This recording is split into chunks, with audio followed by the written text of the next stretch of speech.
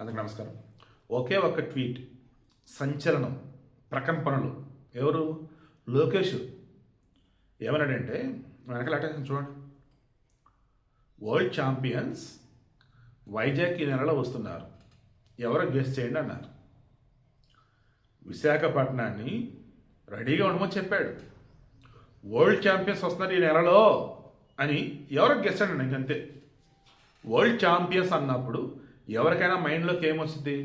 Football ప్లేయర్లా world ఛాంపియన్స్గా, క్రికెటా, గోల్ఫా, ఇంకా sports సంబంధించి ఆలోచిస్తారు ఎవరైనా, అవునా?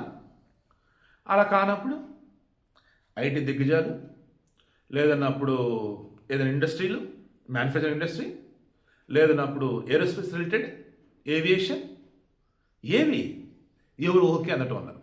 ఇప్పటివరకు వైజాగ్కి సంబంధించి అనుకున్నప్పుడు గూగుల్ డేటా సెంటర్ వరల్డ్లోనే అమెరికా తర్వాత అది పెద్ద డేటా సెంటర్ అన్నప్పుడు ఇక్కడ వైజాగ్లో పెట్టబోతుంది గూగుల్. దీనితో పాటు ఫేస్బుక్ వాళ్ళు, దీనితో పాటు ఇక మరికొంతమంది వైజాగ్లో అద్భుతంగా అన్ని ఇండస్ట్రీస్ పెడుతున్నారు. అలా ఇంటర్నేషనల్ చాలా వచ్చేసింది ఇప్పటికే. ఇప్పుడు కొత్తగా వరల్డ్ ఛాంపియన్స్ అన్నప్పుడు, ఆ టెర్మినాలజీ అన్నప్పుడు చాలా గట్టిగానే ఉంది అదైతే మాత్రం. అండ్ లోకేష్ పెట్టాడు అది. దట్ మీన్స్ ఎక్కడో ఏదో ఏపీకి మరో భారీ వరం రాబోతుంది, మరో అదృష్టాన్ని తీసుకొస్తున్నాడు. ఇంకా చెప్పాలన్నప్పుడు ఏపీని, ఆంధ్రని స్వర్ణాంధ్రగా మార్చడానికి చిన్నబాబు లోకేష్ వేస్తున్నటువంటి అడుగులు పెదబాబు చంద్రబాబుని సైతం మంత్రముగ్ధుని చేస్తున్నాయని నాకైతే అనిపిస్తూ ఉంది. మీరు చెప్పండి, వరల్డ్ ఛాంపియన్స్ అన్నప్పుడు ఈ నెలలో వైజాగ్ ఏం రాబోతుంది? కింద కామెంట్లో తెలియచేయండి.